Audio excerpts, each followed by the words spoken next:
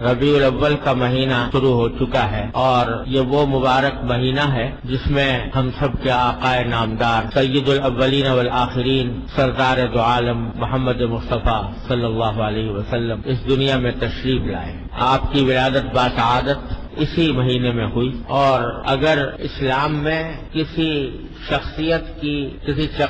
کے یوم پیدائش یا یوم وفات منانے کا کوئی تصور ہوتا تو نبی کریم سرور دو عالم صلی اللہ علیہ وسلم کے یوم ولادت سے زیادہ کوئی اور دن اس کا مستحق نہیں تھا، کیونکہ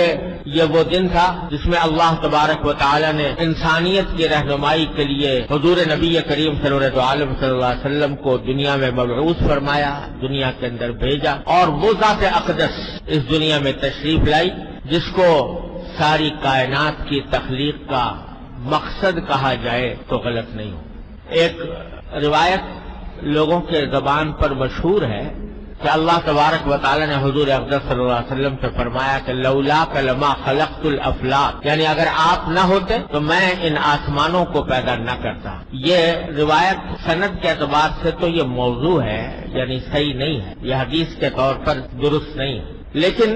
معنی کے اعتبار سے بالکل درست ہے۔ یعنی واقعتاً حضور نبی کریم صلی اللہ علیہ وسلم کی ذات والا صفات اس کائنات کی تخلیق کا مقصد تھی۔ اگر آپ دنیا میں تشریف لانے والے نہ ہوتے تو اللہ یہ کائنات ہی پیدا نہ کرتا، نہ یہ زمین ہوتی، نہ یہ آسمان ہوتا، نہ یہ ہوائیں ہوتی، نہ یہ بادل ہوتے، نہ سمندر ہوتے، نہ یہ دریا ہوتے۔ اور اقبال مرحوم نے اس بات کو بڑی بلاغت کے ساتھ کہا ہے کہ ہونا یہ نام تو کلیوں کا تبسم بھی نہ ہونا یہ نام، یعنی نبی کریم صلی اللہ علیہ وسلم کا نام مبارک، ہونا یہ نام تو کلیوں کا تبسم بھی نہ ہو، چمن دہر میں بلبل کا ترنم بھی نہ ہو، یہ نہ ساقی ہو تو پھر میں بھی نہ ہو، خم بھی نہ ہو، بزم توحید بھی دنیا میں نہ ہو، تم بھی نہ ہو، خیمہ افلاک کا استادہ اسی نام سے ہے، نبض ہستی تو پیشامادہ اسی نام۔ تو در حقیقت یہ کوئی مبالغہ نہیں،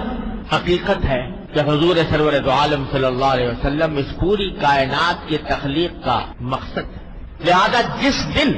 اللہ تبارک و تعالی نے آپ کو اس دنیا میں مبعوث فرمایا، وہ دن یقیناً اس کائنات کا سب سے زیادہ مقدس، سب سے زیادہ سعادت والا دن تھا، سب سے زیادہ مبارک دن تھا جس میں سرکار دو عالم صلی اللہ علیہ وسلم دنیا میں تشریف لائے۔ تو اگر اسلام میں کسی کے یوم پیدائش منانے کا کوئی تصور ہوتا تو اس دن سے زیادہ کوئی اس بات کا حقدار نہیں تھا کہ اس دن کو ایک عید کا دن بنایا جائے، اس کو ایک جشن کا دن بنایا جائے۔ لیکن جو دین لے کر سرکار دو عالم صلی اللہ علیہ وسلم تشریف لائے اور جس دین کی آپ نے ہمیں تعلیم و تبلیغ فرمائی، وہ دنیا سے نرالا دین ہے، وہ سارے مذہبوں سے نرالا مذہب ہے۔ اس میں اللہ تبارک و تعالی نے حضور اقدس صلی اللہ علیہ وسلم کے حوالے سے اور آپ کے ذریعے ہمیں جو تعلیمات عطا فرمائی ہیں وہ یہ ہے کہ رسمی طور پر دن منانے سے کچھ نہیں ہوتا۔ کسی کا یوم پیدائش منا لو، کسی کا یوم وفات منا لو، اس کے اوپر جشن کر لو، اس کی یاد میں چراغاں کر لو، اس سے کچھ نہیں ہوتا۔ اصل بات یہ ہے کہ جو پیغام وہ لے کر تشریف لائے تھے، جو تعلیم انہوں نے دی تھی اور جو ہدایات انہوں نے عطا فرمائی تھی، ان پر کتنا عمل کر رہے ہیں۔ ہمارا سارا دین ہمیں یہ سکھاتا ہے کہ رسمی طور پر دن منانے سے کچھ نہیں ہوتا، رسمی طور پر کوئی کارروائی کر دینے کی کوئی حقیقت نہیں۔ اصل بات یہ ہے کہ اس روح کو دیکھو، اس پیغام کو دیکھو جو سرکار دو عالم صلی اللہ علیہ وسلم لے کر تشریف